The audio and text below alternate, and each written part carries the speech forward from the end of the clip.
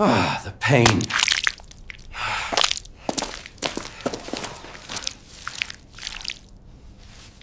The king was dead, and his coffin exploded. Not a metaphor, not poetic exaggeration. A literal, rotting explosion. Henry VIII, monarch of England, supreme ruler, defender of the faith, went out in a puddle of black fluid. His enormous body bloated beyond containment, leaking through lead and wood. And when the stench hit the chapel floor, dogs came. They licked the remains of a king whose appetite had consumed everything, and now, in the final twist, he was consumed in return. But here's the part they don't tell you in school. This wasn't a tragic accident. It wasn't just bad health or the mysteries of medieval medicine. Henry VIII didn't slip into death quietly. He charged toward it plate after plate, pea after pea, goblet after goblet. He didn't just eat like a king. He ate like a man trying to outrun something, and what he couldn't outrun. He tried to drown in grease, drown in wine, drown in denial, until it drowned him first. This story isn't about food. Not really. It's about power. It's about addiction. It's about what happens when no one dares to say stop. When Henry died in the year 1547, at the age of 55, his body was so disfigured, so grotesquely swollen, that the people tasked with embalming him broke down and vomited. His leg ulcers were black with infection, his organs liquefied, his intestines leaking, and the smell it stayed with people for years. His servants fumigated the rooms before he entered. Nobles held scented balls under their noses just to breathe near him. He reeked of decay before he died. The rot had started early, and it all began with a fork and a void he could never fill. Because once upon a time, Henry wasn't a monster. He wasn't even fat. In fact, he was England's golden boy, over 6 feet tall, athletic, striking, with copper gold hair and a jawline that charmed half of Europe. He jousted, he danced, he hunted for hours, he wrestled. He was the prince every kingdom wanted and the man every court admired. But beneath the glory, something festered, something invisible. He was never supposed to be king. His older brother, Arthur, was the chosen one, the heir, the trained, the married. Henry was the backup, the spare, shoved toward the church, destined for a life of restraint and scripture. Until Arthur died suddenly, and 10-year-old Henry was yanked into destiny, trapped by a paranoid father, locked down, controlled, watched, denied, always denied. And when that father finally died in the year 1509, when Henry finally took the throne at 17, he didn't just rule, he rebelled. Every no he'd ever been told turned into a yes. And the easiest yes, the table. Henry ate to celebrate. He ate it to dominate. He ate to prove that he, unlike his miserly father, could feast without limit. His meals were performances, whole peacocks refeathered to look alive, swans gliding across tables, dolphins roasted and served with fanfare, sugar sculptures taller than a man, pies so massive they concealed live birds, which flew out when sliced, theater on a plate, power in every bite. And for a while, it worked. But something darker brewed beneath the gold and glory. Because Henry didn't eat like a man who was hungry. He ate like a man who was missing something, a hole dug deep by years of restriction, shame, and loss. And that hole only got wider with time. Then came the day everything changed. January 24th, 1536. A jousting accident. 1 minute. Henry was the champion on horseback. The next, he was crushed over 1,000 pounds of man and armor and horse hitting the ground. His thigh was torn open. The wound turned black. It never healed. For the last 11 years of his life, it festered. Pus, blood, bone infection. His leg rotted while he ruled, and with every wave of pain, he reached for the only comfort he had left: food. He stopped hunting. He stopped dancing. He stopped moving. But the meals didn't stop. In fact, they got bigger, more elaborate. And then came the secret: eating late at night, alone by the fire, tearing meat from bone with his hands, throwing scraps to the dogs. A king turned creature, a man devouring himself. Physicians told him more meat would make him strong, that vegetables were for peasants, that restraint was weakness. And Henry, desperate to believe he wasn't dying, believed them. So he ate more. He drank more. He swelled. He cracked. He leaked. By 1544, his waist was nearly 60 inches. His legs too swollen to walk. His breath came in gasps. He didn't sleep. He didn't smile. He just ate. And the court, they played along. They mimicked his habits, ate when he ate, drank when he drank, even when it made them sick, because to stop before the king was an insult. To refuse was dangerous. And everyone knew what happened when you disappointed Henry. Heads rolled. Literally. So the kitchens burned through the night. The servants bled at the knuckles. The cooks collapsed from exhaustion. And the man at the center of it all, the man who once rode through forests with sunlight in his hair, now sat in a throne of flesh, swollen and broken, demanding another pie. Until one day, even death had had enough. His final days were horror. Open ulcers, blackened feet, screaming pain. And yet he still asked for lamprey pie.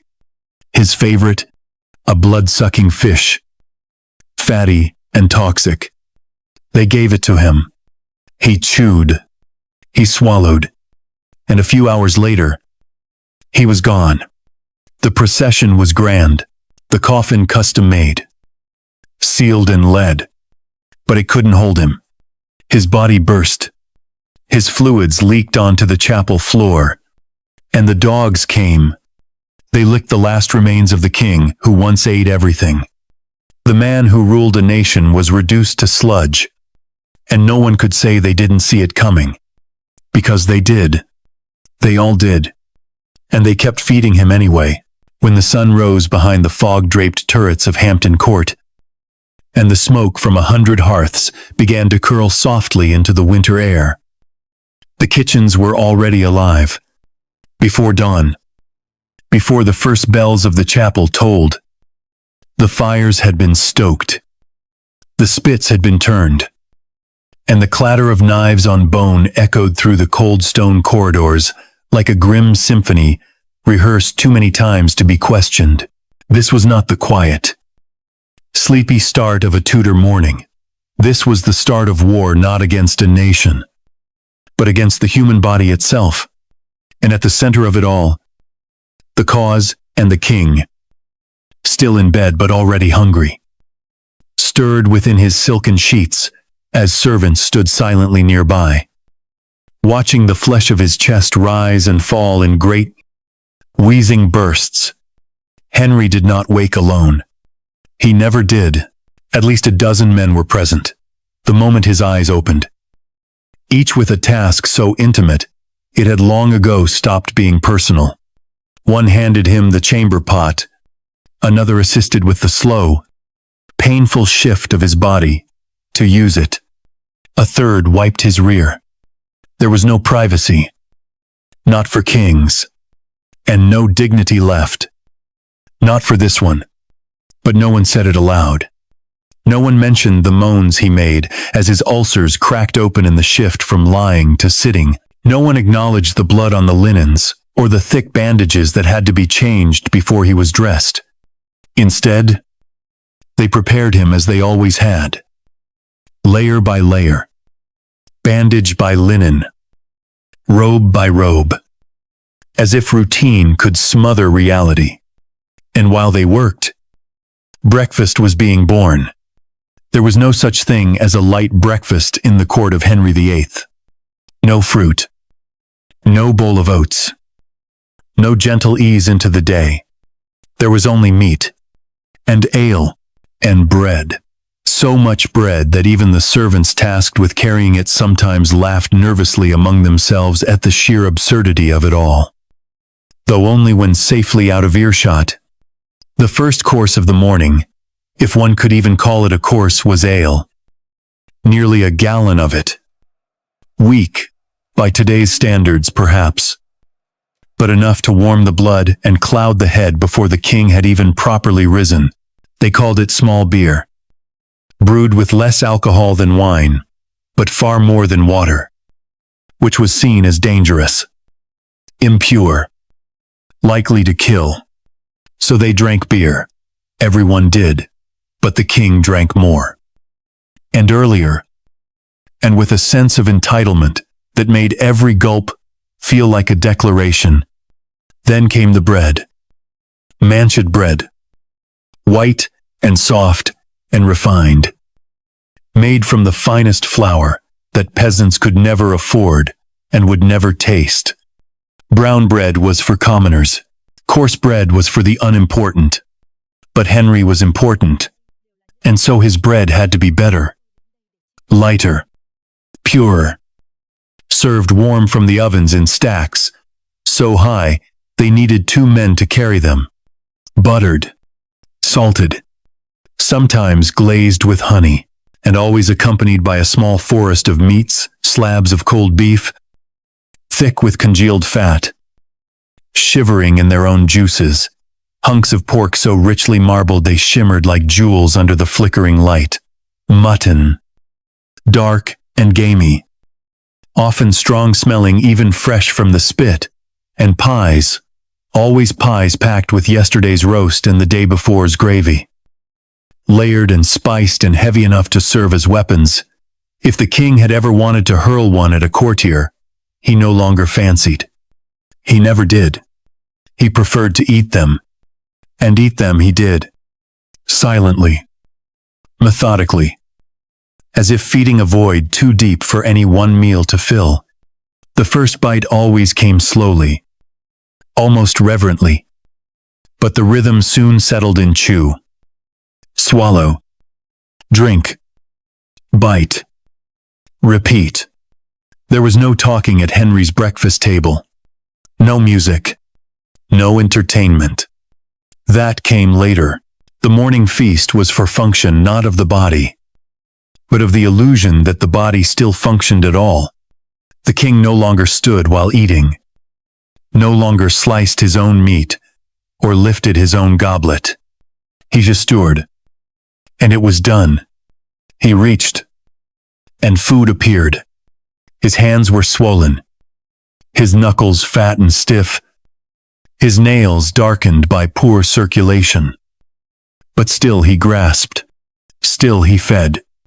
Because it was the one thing that still obeyed him. And though the plates kept coming, there was one thing that never did. Vegetables. To the modern mind, it is madness. To the Tudor court, it was common sense. Vegetables were peasant food. Turnips were for pigs. Carrots, onions, and greens. These were things that grew in dirt. And the king, born of God's will, did not eat from the dirt. He ate from flesh, from bone, from things that once had blood. Green things were for those who crawled, red things were for those who ruled, and so Henry consumed nothing but meat, bread, ale, and cheese. Heavy, hard cheese, so sharp it burned the tongue. sometimes fruit, if it was baked into a pie and drowned in sugar and wine. Never raw, never fresh. The concept of fiber, of balance, of vitamins, was not just unknown, it was heresy. Medieval medicine preached the gospel of humors, blood, flame, black bile, yellow bile and meat. They believed, gave strength. Meat was hot and dry. The humors of kings, vegetables were cold and wet. The humors of weaklings, so they fed the king accordingly.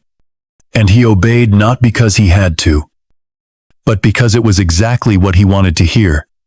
By the time the sun had fully risen, Henry's stomach was full, but his body had not moved. He had eaten enough protein to fuel an army, enough fat to sicken a modern man for days.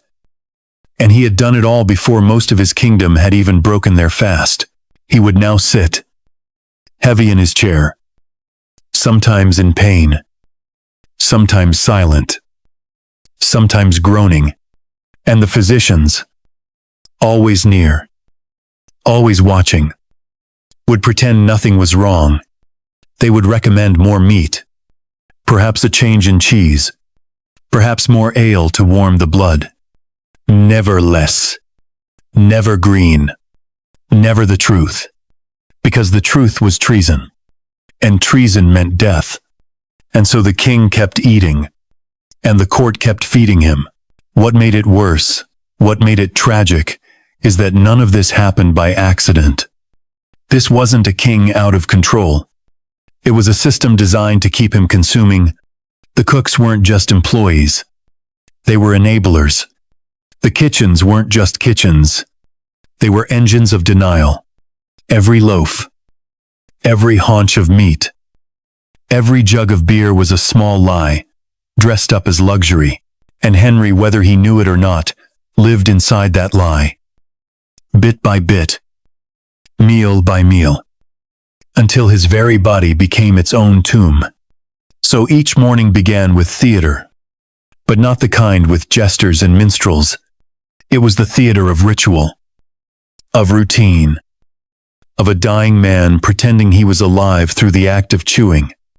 It was the theater of silence, of servants pretending not to smell the rot beneath his bandages, of courtiers pretending that gluttony was glory, and above it all, the king, once golden, now gray, bloated and bruised and barely breathing, nodded for another bite. And so they brought it, not because he needed it, but because he asked, and because no one dared to say no. It began with hooves, with banners rippling in the wind, with sunlight glinting off polished armor, with cheers rising like waves from the gallery as the King of England rode into the tiltyard, not as a monarch, not as a man past 40, with an already widening waist, but as a boy again, reckless and golden, and determined to prove, even now, that nothing had changed, that his youth had not fled, that his strength had not dulled, that the years had not chipped away at the godlike image he carried of himself in every mirror, every portrait, every terrified gaze that bowed before him. That day, January the 24th, in the year 1536, Henry VIII mounted his horse not to compete, but to declare to his court, to his enemies, to time itself, that he was still the king who could break lances, break rivals, and never, ever be broken. But the horse collapsed. Not gently, not slowly, not like in the ballads. It fell like a tree struck by lightning, like something cursed from the heavens, like every hidden fear crashing down in one sudden moment of dust and metal and silence. Some said the animal stumbled. Some said the weight was too much. Henry, thick in the middle now, armored from throat to boot, bore down with force no beast could carry. And when it gave way, So did he. The fall was brutal. The air sucked from 1,000 lungs. The king was thrown forward, his legs tangled in the stirrups, his breastplate cracking against the hard earth. And then worst of all, the horse, massive and flailing, landed on top of him. The weight was monstrous. Over 1,000 pounds of panicked muscle crushed his chest, his thigh, his side.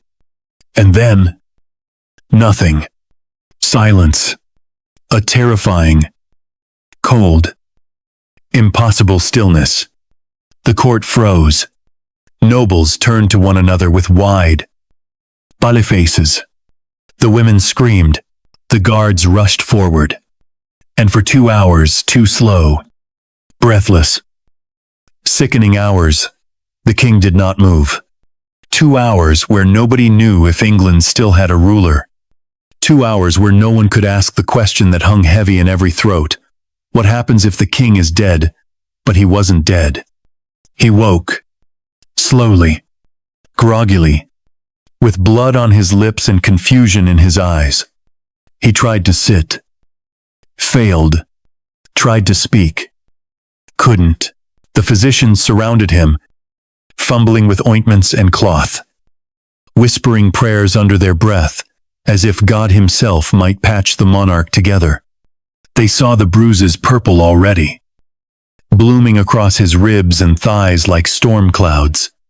They felt the swelling in his leg, the heat radiating from the deep, ragged gash torn open near his thigh. They packed it with herbs.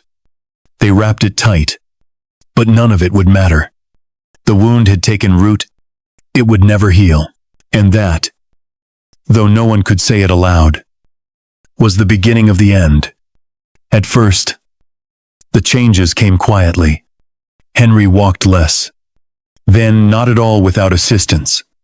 He stopped hunting, save for being carried in a chair through the woods like a relic. He stopped dancing, claimed the music was too loud.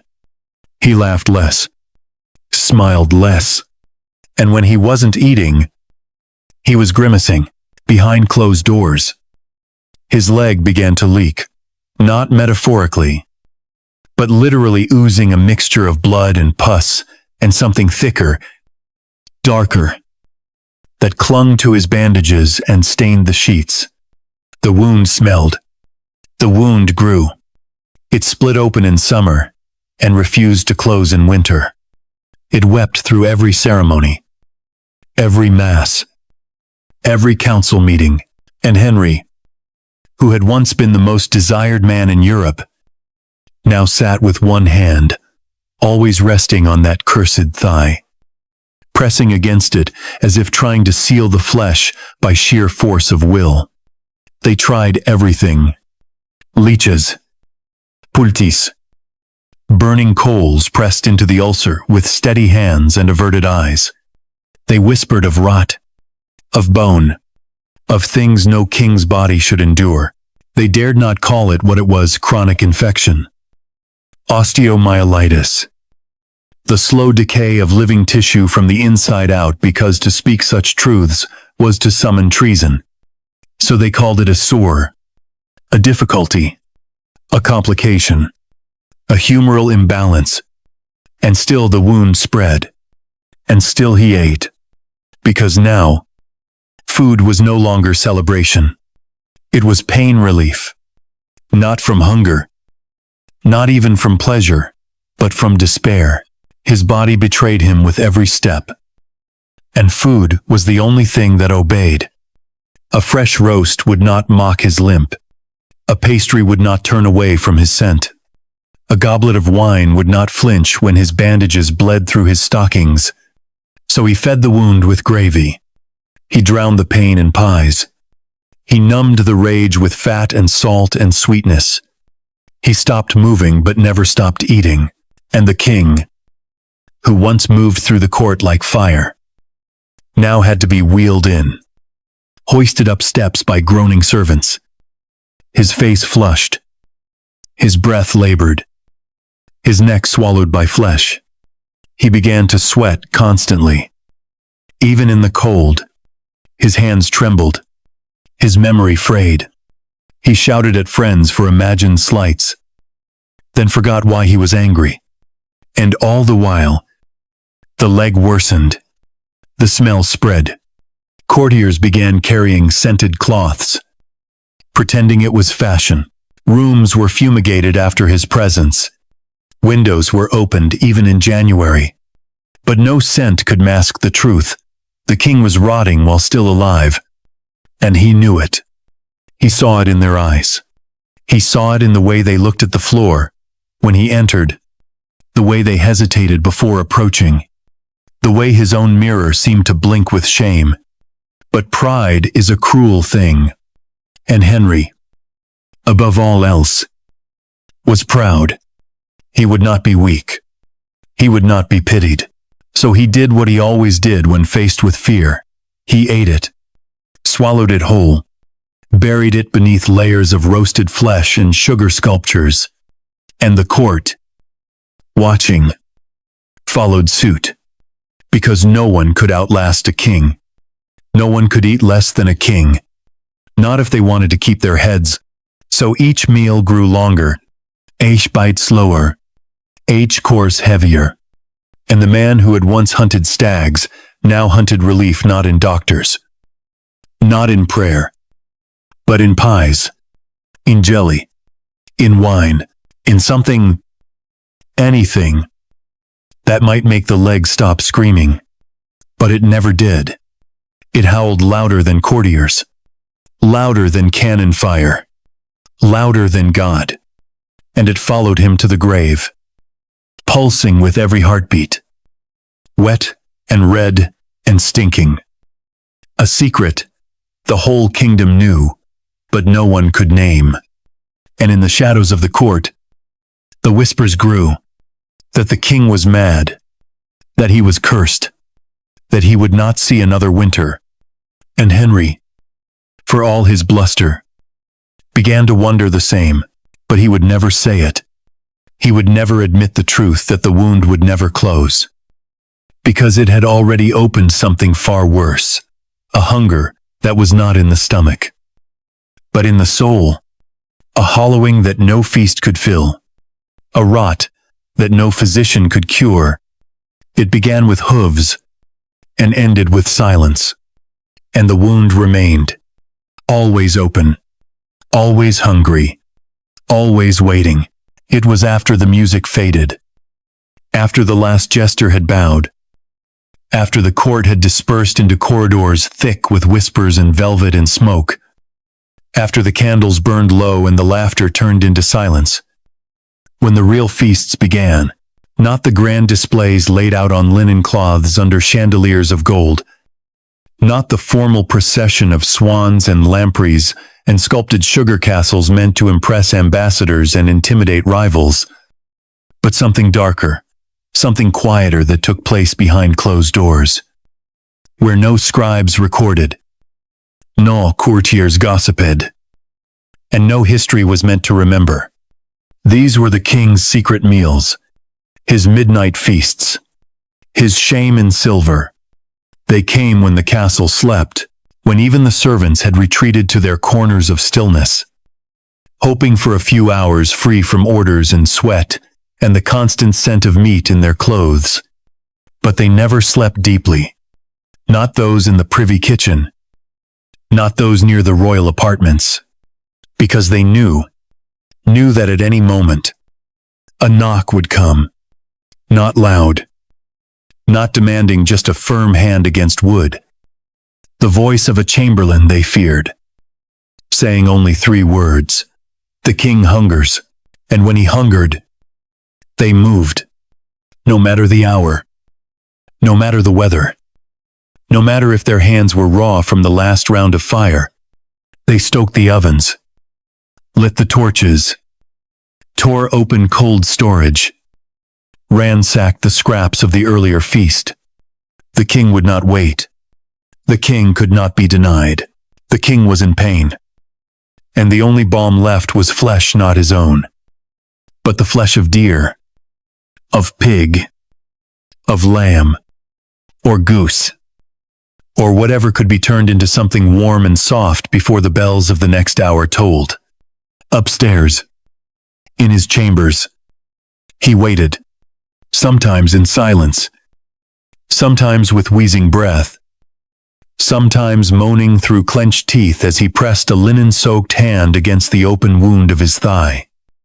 Hoping it would not leak before the food arrived, he would sit by the fire, massive and stiff, dressed in layers of fur even when the heat prickled his skin. Because the cold gnawed at his bones now, and the fire, like the food, was something he could still command. He would not speak when the platters came. He would not look at the faces of the servants. He would not thank them, or acknowledge them, or even see them. They were furniture. They were shadows. They were the hands that fed the void. And he would eat. Not delicately, not with utensils, not with ceremony, but with bare, swollen fingers that tore meat from bone, grease coating the nails, the lips, the doublet already stained from the last course. He would eat with the urgency of someone trying to erase thought. He would eat with the same desperation that once sent him into battle, that once drove him to rewrite the religion of his nation, that once led him to marry a woman he would later kill. There was no hunger like this. This was not appetite. This was possession. They brought him cold meats at first. Leftover boar, ribs thick with congealed fat, roast fowl from earlier in the day. Their skin now slack and oily. He didn't mind. He ate with detachment, like a man possessed, like someone chasing a flavor that never arrived, hoping that the next bite might be the one that brought relief. It never did. So he asked for more. Pies were common. Always pias. The king loved them for their warmth, their density, their ability to be held in one hand like a gift, opened with the bite of a single, brutal mouthful. Sometimes they were perfect, buttery and steaming and filled with layers of meat and fruit and gravy. Other times, they were rushed, burnt at the edges, undercooked in the center. He ate them anyway, sometimes burning his tongue, sometimes grimacing in disgust, but always eating, always swallowing, and sometimes, though no one spoke of it, he forced himself to vomit, not out of fear of poison, not to make room for more, but because the act of consumption was what mattered most. The cycle, the control, the ritual of it. To purge was not to stop, it was to begin again. The king who once fought France now fought his own gut. And every round began at midnight. Alone. Sweating. Bunting. Chewing. Wiping grease from his beard with the back of his hand, like an animal hiding beneath a dying man's skin. The servants never spoke. Not even to each other. They cleaned in silence. Picked up bones from the floor. Scraped half-eaten crusts into buckets. Carried the plates out quickly. Always quickly. Always quietly. Because sometimes he muttered to himself. Sometimes he cried out. Sometimes he raged not at them, but at the emptiness, at the pain, at the knowledge that he was no longer feared. Not truly. Only pitied. That the men who bowed to him did so, not out of awe, but obligation. That the women who smiled did so through clenched teeth and breath held against his smell. That his body once golden and strong had become an embarrassment no one dared name. And so he fed that shame. Every night. With the only thing that still obeyed him. There are stories. Whispers caught in the diaries of lesser men. In the memories of those who fled the court and lived long enough to speak without being silenced. Stories of the king crawling on all fours for a scrap of meat that fell beneath the table. Stories of him sobbing into his plate after a pie burned his mouth, but eating it anyway. Stories of him choking and refusing help. insisting he could swallow it down, even if it killed him. And they brought more, always more, because to say no even at midnight was unthinkable. The kitchen boys, some not yet 10 years old, were woken in the dark to stir pots, to knead dough, to chop meat with numb fingers and sweat on their brows. The older cooks whispered prayers as they prepared each plate, not for the king's health, but for their own, that he might be pleased, that he might not rage, that they might not be blamed for a moment of disappointment that could end in a cell or worse. Every dish was a gamble, every slice of undercooked pork a potential death sentence. Not by poison, but by royal fury. The closer you cooked to the king, the closer you lived to ruin.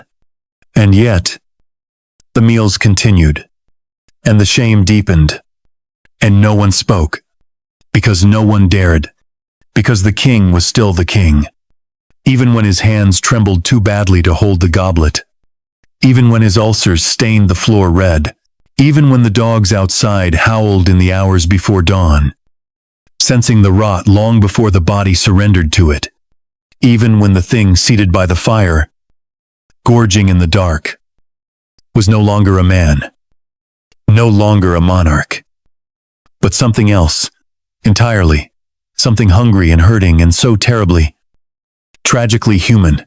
There are places in palaces that were never meant to be seen, corridors without tapestries, stairwells worn smooth by feet that never wore silk, archways blackened not by time but by fire and grease and smoke. And beneath the grandeur of Hampton Court, beneath the polished floors and stained glass saints and gold-threaded banners embroidered with lions and roses and crowns, there was another kingdom, one not ruled by politics or prayer, but by hunger, a kingdom built of ovens and blood, fire and boiling fat, knives that never rested, and hands that never stopped moving. It was a kingdom that served one man, and it burned for him without pause, without question, without mercy. 200 people worked in Henry VIII's kitchens, not the palace, the kitchens, a small city hidden behind walls of steam and sweat, an empire of heat and noise and terror, where orders were shouted and fingers were lost and sleep was a rumor. There were scullions, the lowest of the low children sometimes, not yet 10, whose hands were raw from scrubbing grease with lye until the skin peeled away in ribbons, who stirred cauldrons taller than themselves, with wooden paddles that splintered and soaked in fat. There were turnspits, boys locked into the bellies of massive iron wheels that turned over and over, hour after hour, like something out of hell, their legs walking in circles to keep the meat slowly rotating above open flame. Some fainted, some collapsed, some died, but no one stopped the wheel, because the king had to eat, and he ate often. The fires never went out, not in summer, when the kitchens turned into ovens themselves and the air shimmered with heat that made the walls sweat, not in winter, when the breath of the cooks came out in bursts, but the fires still roared hot enough to blister. The soot clung to skin. The smoke crawled into lungs. Grease coated everything: walls, hair, eyelids, and the smell thick, sweet, rotting, endless, soaked into skin like a second scent that no water could wash away. No one who worked in those kitchens ever smelled like anything else again, even in sleep, even in dreams. They reeked of meat. Each day began before dawn with the butchers, carcasses by the dozen: oxen, boar, deer, swans, lambs hauled in from royal stores or freshly killed on the hunt. Their throats were already cut, but their bodies still warm. The butchers worked quickly. They had to. Knives flashed, tendons snapped, Blood ran into channels cut into the stone floor, which sloped toward holes that fed into barrels, some of it saved for sausage. Some just thrown away. Nothing could slow the pace. Not the flies. Not the screams of pigs half alive. Not the clots of hair that had to be singed off with open flame. The king was awake by 6. He would eat by 7. And if the meat wasn't ready, someone would pay. The bakers had it no better. They worked through the night. Dough didn't rise faster just because the monarch was impatient. Pies had to be sealed just right to survive the heat without cracking. Custards couldn't curdle. Crusts couldn't blacken. Everything had to be perfect or close enough to avoid his wrath. And when the call came at midnight for another pie, another plate of hot bread, another jug of custard, the ovens were already hot, already waiting. There was no rest. There was no end. There was only the next order. The king's table alone required separate preparation. A whole division of cooks, assigned only to him, tasked with presentation as much as flavor. Food wasn't just nourishment. It was theater. It was proof of power, of wealth, of divine right. And if a roast wasn't arranged just so, if the swan's wings weren't properly reattached, if the sugar sculpture sagged, someone could be dismissed. Or worse, because Henry didn't just expect excellence, he expected obedience. And the kitchen was part of his court, only dirtier, hotter, and far more dangerous. Because in the court, you might lose favor. In the kitchen, you might lose fingers. They worked by candlelight, then torchlight, then firelight. Because the smoke always made it too dark to see. The floors were slick with fat. The knives were always sharp. The hours were endless. The kitchens of Hampton Court were not rooms. They were punishments, and yet, they fed the king without fail. Every day. 3 meals. And snacks. And night feasts. And experimental dishes no one else in England could afford. Foods imported from the Mediterranean. Spices shipped across oceans. Sugar, precious, as gold used not sparingly, but by the pound, to craft sculptures that melted in hours, just to be replaced again. Wine by the barrel, ale by the cask. Every taste the king had, no matter how absurd, how difficult, how impractical, became law. He wanted lamprey in January. The cooks found it. He wanted venison from a particular forest. Hunted just that morning. The huntsman rode before sunrise. He wanted jelly shaped like a crucifix that shimmered when touched. It was done. And if it wasn't, if anything was late, or wrong, or unpalatable, heads rolled. Not always literally, but often close. The cooks didn't sleep. Not properly. They dozed on sacks of flour. They napped beside their fires. They had no names to the king. No voices. No rights. They were part of the machinery. And if the machinery broke down, it was replaced. Because the king had to eat. And behind every bite was a child with blistered palms. A man with a slipped disc from hauling barrels. A woman who hadn't seen her own children in weeks because she worked 12 hours kneading dough, shaping pastry, cooking organ pies for a man she'd never see. This is what gluttony looks like at scale. Not just one man with a turkey leg, but hundreds of people sweating in darkness, burning their hands, scarring their lungs, feeding a hunger that could never be sated. An entire architecture built around one man's appetite, and they all knew it was killing him. They all knew. They saw the stains on his garments. They heard the orders from upstairs for softer food. No crusts. More custard. Fewer bones. They heard the way the chamberlain spoke in hushed tones. They smelled the rot. They saw the panic in the page's eyes. And still they cooked, because the king was always hungry, and no one was brave enough to let him starve.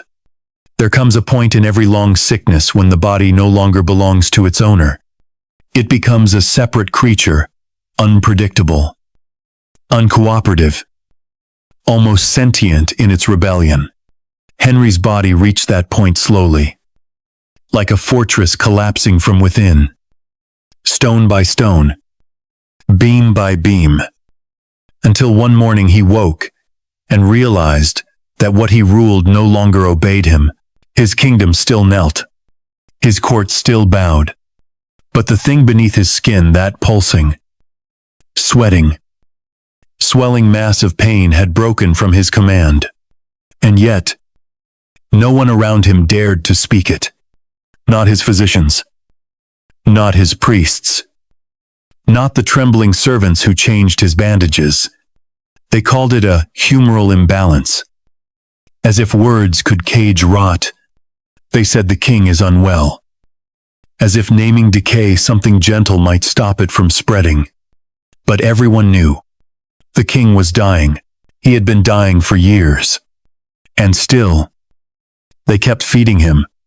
It began in the gut, as most Chiad tragedy do. The endless meat, salted to keep it from spoiling, heavy with fat and pepper and wine, carved by dirty hands and cooked in air, black with smoke. It rotted inside him almost as fast as it rotted in the kitchens. He lived in a world without refrigeration, without understanding of bacteria, without even the idea that decay could travel from one living thing to another. What went into him was not nourishment. It was poison disguised as privilege. His stomach swelled, tight and hard. His intestines knotted. His bowels turned stubborn and cruel. Days would pass without movement. The pain, when it came, it was so fierce that he would grip the arms of his chair until his knuckles went white.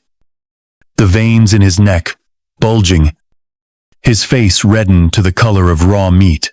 Then, when the physicians forced purgatives down his throat, the agony reversed, violent, unstoppable, reducing a king to a shaking animal, chained to his own chamber pot. And afterward, when his insides were raw and empty, they told him the cure was more meat. Always more. Always the thing that hurt him most.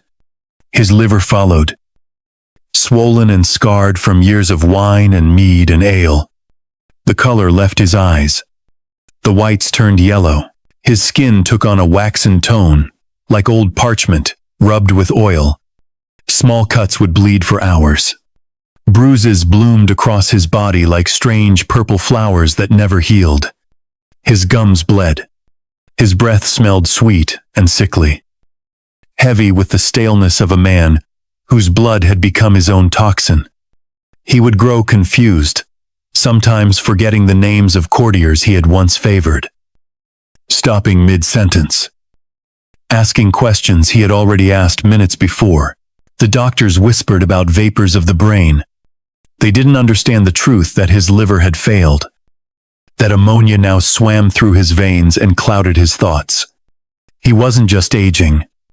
He was being poisoned by his own blood. And yet, they still called it vigor. They told him that meat would make him strong again, that sugar would sweeten the humors, that wine would lift the spirits. They were liars. And he wanted to be lied to, because what else was left for a king who had lost control of his own body? Power becomes meaningless when you cannot stand, when you cannot sleep, when you cannot lift your head without hearing the wet slosh of fluid shifting beneath your skin. So he accepted the lies. He believed them, not because they made sense, but because they let him pretend. And the doctors, terrified of his rage, gave him what he wanted: more food, more wine, more hope disguised as indulgence. Because truth, in the court of a dying king, was the most dangerous medicine of all. His heart was next. Years of salt, years of fat, years of pain and panic had hardened his veins into stone. Each beat was an effort, each breath a battle. His ankles swelled until his boots no longer fit. His hands puffed into soft, trembling sacks of fluid. The blood no longer moved cleanly through him. It pooled, stagnated, pressed against skin, so tight it shone like wax in candlelight. He would wake at night, gasping, clutching at his throat, his lungs drowning him from within. The servants would rush in with basins, thinking he was choking, but he wasn't. He was simply running out of air. The body that had once raced horses, swung swords, danced for hours, now could not even sleep without suffocating. And yet, even then, the orders went out at dawn, breakfast for His Majesty. Bread, cheese, meat, ale, the same feast, the same poison, the same denial. The ritual continued, because to stop the ritual was to admit defeat. And kings, even when dying, must never lose.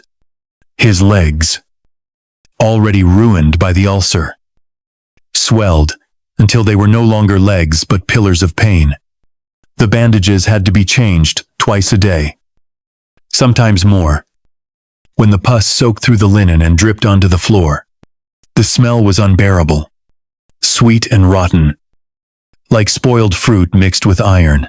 Servants burned herbs in braziers, scattering leonor, rosemary, and myrrh across the chambers in a desperate attempt to smother the scent of decay. They called it devotion. It was survival. No one wanted to be the first to gag in front of the king. No one wanted to breathe too deeply. No one wanted to see how the flesh at his calves had turned black around the edges. But some did see.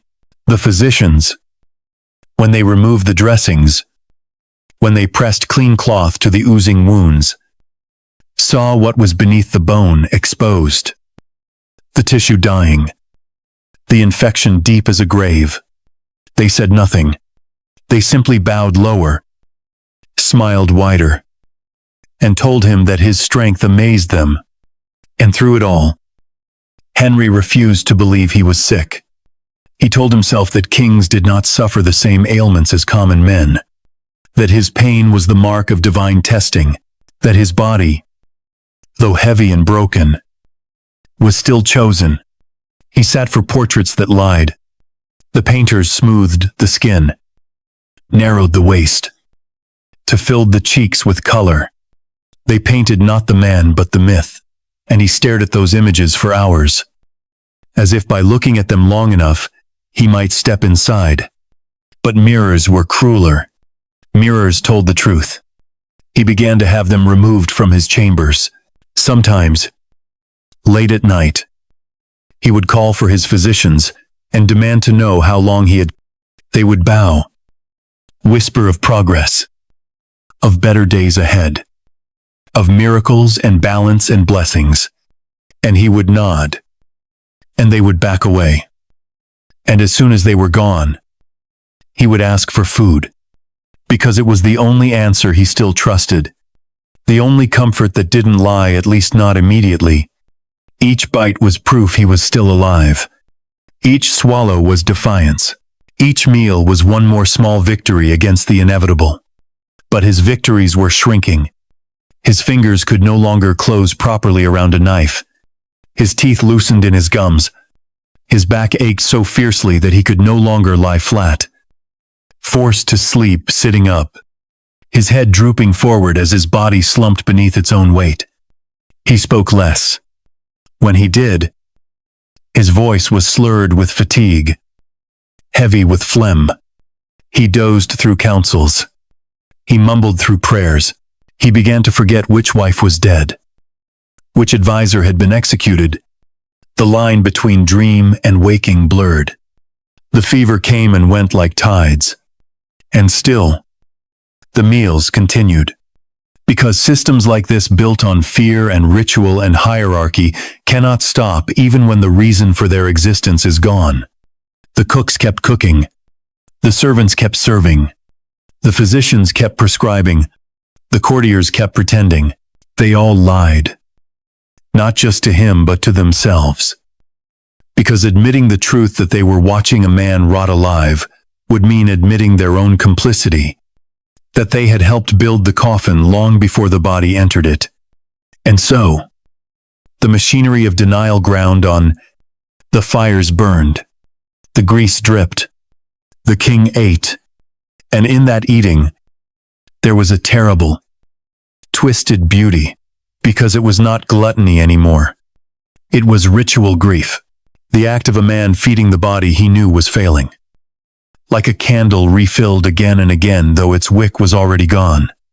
Each bite was mourning disguised as pleasure. Each feast was a funeral rehearsal. And no one dared to name it as such. Henry was consuming his own ending. One mouthful at a time. And the kingdom was his accomplice. The body had collapsed. The system had lied. And both would burn together. The king was not the only one who ate. He was merely the center of a table that stretched like a noose around the throats of everyone who dared to sit at it. Because in Henry's court, to eat was not just tradition, or pleasure, or nourishment.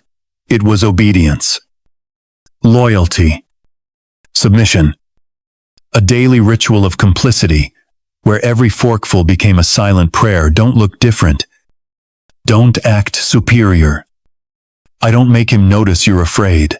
And so the court feasted not with joy, but with terror, because to push away your plate before the king pushed his was to draw attention.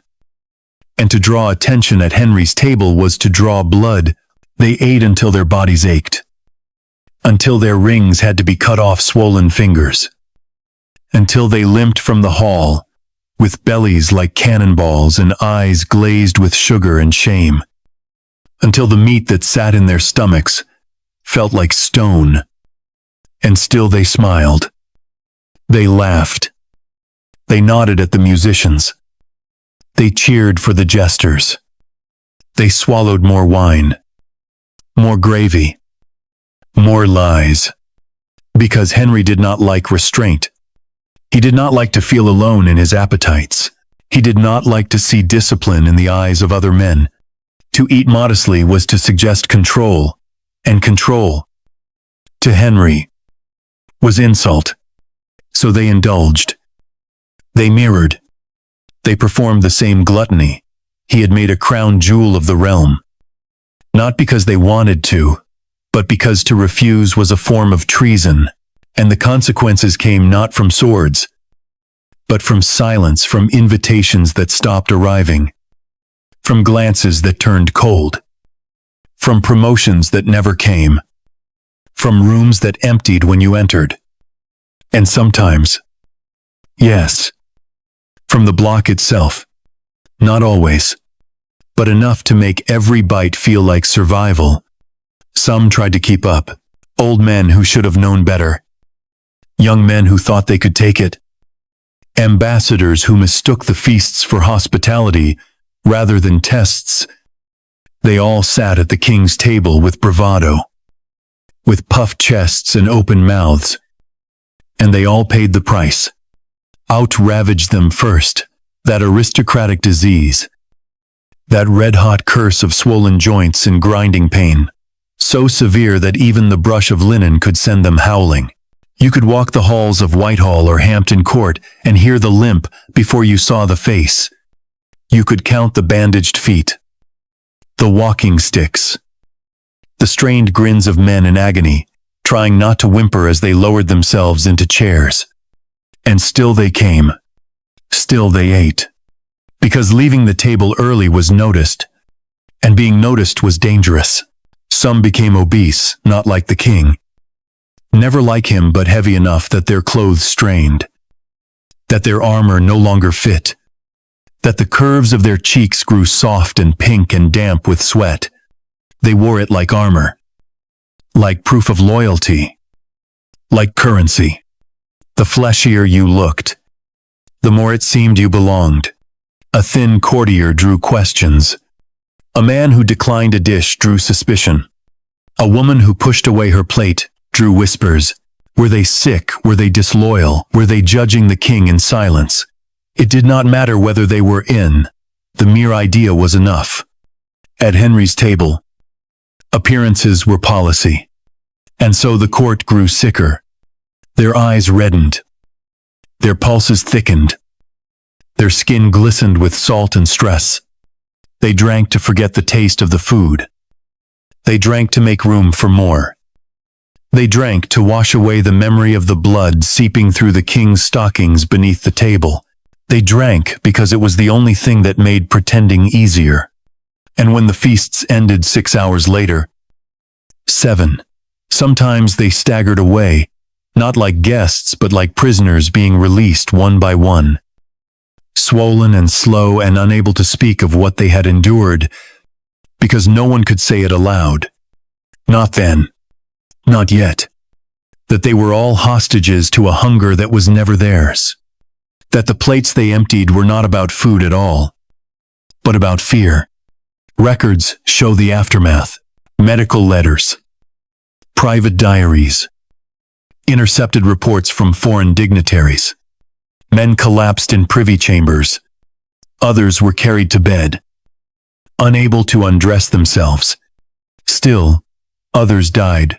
Strokes. Infections. Ruptured ulcers, all blamed on fate. Or God. Or age. But never on the meals. Because the meals were sacred. The meals were royal. The meals were tradition. And tradition, even when it poisons, must be preserved. The women suffered, too, though they sat at side tables, though their dishes were smaller, though their presence was sometimes ornamental. They were not spared. The pressure to consume was quieter but no less vicious. To appear radiant but not hungry. To nibble but never stop. To be soft and pink and agreeable but never frail. Never sick. And never full. It was a performance that required endurance of a different kind. And for the ones who shared his bed even briefly, the pressure was worse. They were expected to admire him, to dine beside him, to taste what he tasted, and smile as if it brought them pleasure, even as their bodies rebelled against the same salt, the same sugar, the same cloying sauces that left their stomachs twisted in knots. They could not show disgust. They could not speak of nausea. They could only swallow and smile. All of them did. Because to say no to the food, to the wine, to the king was to say, I am not like you. And in Henry's court, that was the most dangerous sentence you could ever imply. So they ate. They ate until their joints cracked, until their bowels bled, until their skin broke open from the swelling. They ate with the same hands they used to sign treaties and seal fates and draw up maps of war. They ate because Henry demanded that his hunger echo in every belly around him, and they suffered in silence.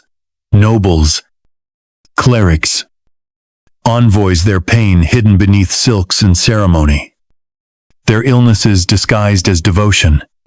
And behind them, the servants watched.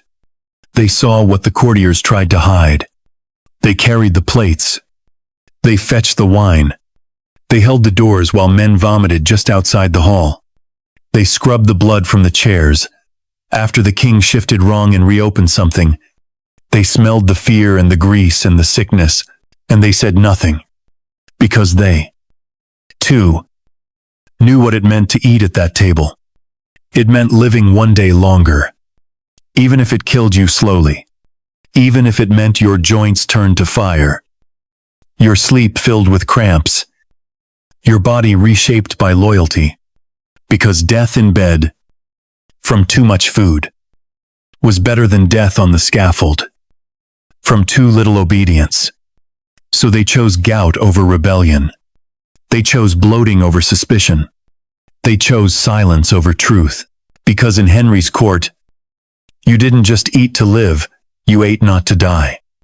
There is a hunger older than meat, deeper than wine, more vicious than sugar and salt. It lives in the places where power meets loneliness, where desire meets fear, where love is confused with ownership. And Henry VIII, for all his feasts, for all his banquet halls and bleeding legs and blood-soaked platters, was never just a man who consumed food. He was a man who consumed people, especially women, especially wives, especially the ones who dared to be more than what he ordered. He had six names engraved into history, like a rhyme carved into a gravestone. Divorced, beheaded, divorced, beheaded, survived. But behind the rhyme were lives, bodies, souls, girls. Most of them. And what Henry did to them was no different from what he did to a roast goose. He admired it. He demanded it. He dressed it in finery. He devoured it whole. And when he was done, when the taste turned bitter, or the texture too tough, or the sight of it reminded him of his own rotting self, he threw it away. Or worse, Catherine of Aragon was the first, not young when he discarded her, not pliable, not beautiful in the way that pleased his eye by then, but she had been the one he fought the Pope for. She had been the Spanish alliance, the rightful queen, the mother of his daughter. She had given him years, loyalty, faith, grief, and yet, when her womb failed to deliver a living son, when her piety turned from attraction to accusation, he turned from her like a diner, bored of old bread, not violently at first, but cruelly, publicly, slowly. He locked her away, refused her letters, called their marriage invalid, and the court, taking their cue, stripped her of her titles like a kitchen maid caught stealing from the larder. She died in a cold room, alone. Her daughter, Mary, forbidden from her side. And Henry never looked back. But Anne Boleyn was fire. She would not go gently. She flirted. She challenged. She refused to be just another plate at the king's table. She made him chase her, made him want her, made him change the country for her. And Henry did. He broke from Rome, tore down churches, founded a new religion with himself at the head of it. All for her body, her eyes, her laugh, her promise of sons. And when the sons didn't come, when the pregnancies ended in stillness and blood, when her voice became too sharp and her mind too clever, he did not banish her like Catherine. He devoured her, publicly, as spectacularly. He accused her of treason, of adultery, of witchcraft. He had her arrested, locked in the Tower, tried in a court already decided, and executed by a sword smuggled in from France. Because he still wanted the death to be beautiful. Because even in her end, Anne had to perform, had to bleed for his story. And the next morning, Henry married Jane Seymour. Her body was still warm. He was that hungry. Jane was soft, quiet, obedient. She gave him the thing no one else had, a son. And so for 12 days, he loved her, or something like it. But childbirth, too, is a kind of battlefield. And Jane, still bleeding from within, slipped into fever and died before Henry could even properly celebrate. He called her his only true wife.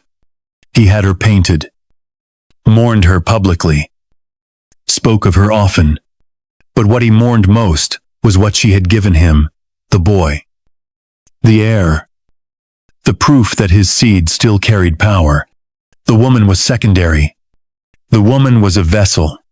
A pie crust that cracked too soon. Anne of Cleves was next. But she never made it to the feast. Chosen by portrait. Sent from a foreign court. Anne arrived in England to find that she was not what Henry expected. He found her plain, dull, her accent thick, her laughter strange. She had done nothing wrong, nothing, and yet he recoiled from her like a child from spoiled meat. He refused to consummate the marriage, called her a mare, mocked her in court. But Anne was clever. She saw the knives, and she offered peace. She agreed to the annulment. She took the title of king's sister, took her estates, took her life, and left the table before she could be served. But Henry was not satisfied. His appetite returned, and this time it chose something young, fresh, barely a woman. Catherine Howard was no more than 17, a girl. Really. Plucked from the shadows of the court. Raised among gossip and perfume and secrets. Henry called her his rose without a thorn. Gave her jewels, silks, gifts wrapped in gold. And she smiled, because that's what you do when the king offers you sugar. But sweetness, like youth, spoils fast.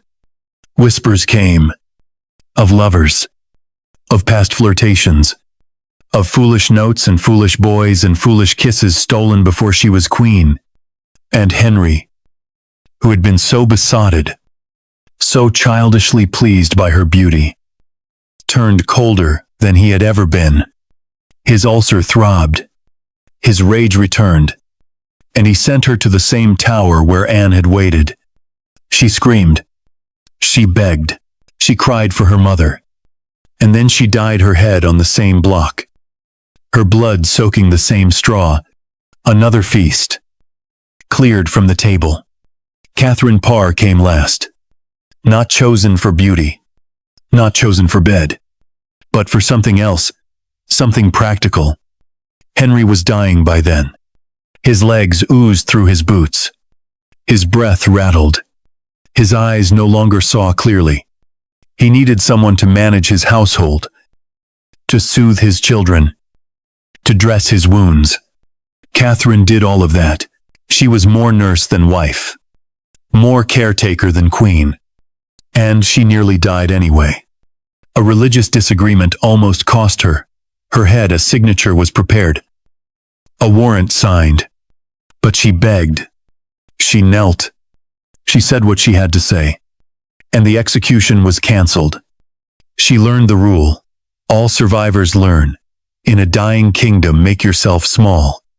Make yourself useful. Do not be loved. Be needed. That is how you survive a man who consumes. Because Henry didn't just eat food. He ate presence. He ate joy. He ate certainty. He ate the women who dared to be more than decoration. And when he was finished, he reached for the next. The pattern was the same every time: desire, hunger, conquest, disappointment, punishment. It was not about lust. It was about filling something inside him that gaped wider with each wife, with each failure to produce another son, with each mirror that reminded him what he used to be. He searched for satisfaction in flesh. And when it failed him, he destroyed it, as if destruction were a form of digestion, as if erasing the woman could erase the feeling she left behind. And the kingdom watched, and the kingdom learned that love, in Henry's court, was not a promise. It was a death sentence waiting to be signed. It ended as it always does, not with trumpets, not with glory, not even with peace, but with something soft and wet and rotting, something unspeakable, pooling beneath silk and lead, something that made the servants gag and the dogs whimper and the chapel reek of spoiled flesh no incense could mask. It ended the way all great hungers end, when left unchecked, not satisfied, not redeemed, but ruptured. His body broke before the ritual did, and even then, even when his hands shook too violently to hold a goblet, even when his leg ulcers bled through the sheets, even when his teeth loosened and his breath grew thick with the stink of dying organs, still, they brought him food. The final meal was lamprey pie, the same dish he had loved for decades, the same slithering, blood-sucking fish that had once been banned by popes and craved by emperors. It was oily, poisonous, if not prepared just right. A parasite pretending to be a delicacy. And Henry wanted it one last time. In the dark of his chambers, they boiled it, seasoned it, baked it into a golden crust, brushed with egg and clove and lies. The cooks were exhausted. The servants were pale. The fires in the kitchen had been burning for 38 years without rest. And still for this one last pie they obeyed. He took only a few bites, chewed slowly, struggled to swallow. His throat was raw, his tongue dry, his jaw ached from age and disease. But he finished a mouthful, perhaps two. He wiped his lips with the edge of the blanket. And then, he asked for wine. It was brought. He drank. And sometime after midnight, sometime when the palace was quiet and the court had gone to sleep, pretending everything was fine, Henry VIII, King of England, slayer of wives, breaker of churches, devourer of kingdoms, lay back in his pillows and began to die. There were no last words, no whispered blessings, no apology, no reckoning. Only the sound of breath growing shallow, of skin cooling, of a body too full, too broken, too poisoned to go on. By morning, he was gone, but the body remained. It took hours before anyone dared speak of it aloud. The court was terrified of succession, of uncertainty, of what they might find beneath the covers. But eventually they entered, slowly, holding scented cloths to their faces, pretending not to flinch as they saw what remained: the bloat, the pallor, the blood-stained linen, the king's mouth slightly open, the tongue swollen, the pie still half-eaten on a tray nearby. The rot had already begun. The wound on his leg had burst in the night. The sheets were soaked. His skin was discolored, his jaw stiff, his eyes glassed over. And still no one said the word death, because to speak it too soon was to invite danger. So they kept the body warm with lies. They closed the shutters. They whispered of fever. They summoned priests to bless what could no longer be saved. For 3 days, the corpse lay in secret, while the men who would inherit the kingdom gathered in corners, traded promises, made preparations. And then came the coffin. They had to make it large, larger than any ever built for an English king, reinforced with lead, sealed tight, wrapped in linen soaked with wax and perfume. But it wasn't enough. Nothing could contain what he had become. The fluids leaked. The seams cracked. And during the journey from London to Windsor, the coffin split open. The bottom softened. The body sagged. The juices spread across the chapel floor in a slow, sticky puddle of decay, and the dogs stray, silent, drawn by instinct, lapped at the mess before anyone could stop them. The king who ate everything had become food himself. And everyone pretended not to see. They scrubbed the floor. They burned the linens. They resealed the box with more wax, more cloth, more prayers. And they buried him quickly beside Jane Seymour, the one wife who had died before he could destroy her. No monument was ready. No statue. No final tribute. Just a stone slab. Damp, with January soil. And the quiet gasp of a kingdom, unsure what it had just survived. But Henry's hunger did not die with him. It echoed. Through the courtiers who kept eating as they always had. Through the nobles who limped with swollen joints and called it honor. Through the kitchens that kept preparing feasts for kings who came after. Through the people who spoke of his greatness and forgot the stink. The sickness. The silence. And it echoes still, because hunger is never just about food. It's about the empty places inside us that we try to fill with salt and fat and sweetness. With conquest and control and gold. It's about the terror of not being enough. Of not being remembered. Of being mortal. Henry tried to eat his way into immortality. But he died, bloated, and alone. Surrounded not by loved ones, but by linen soaked in pus. And the soft drip of decay that no title could mask. And we, 500 years later, still have not learned. We still consume more than we need. Still chase pleasure past the point of pain. Still believe that more of anything will finally make us feel whole. Still build systems that reward appetite and punish restraint. Still confuse indulgence with power. Still feed kings while the dogs wait outside.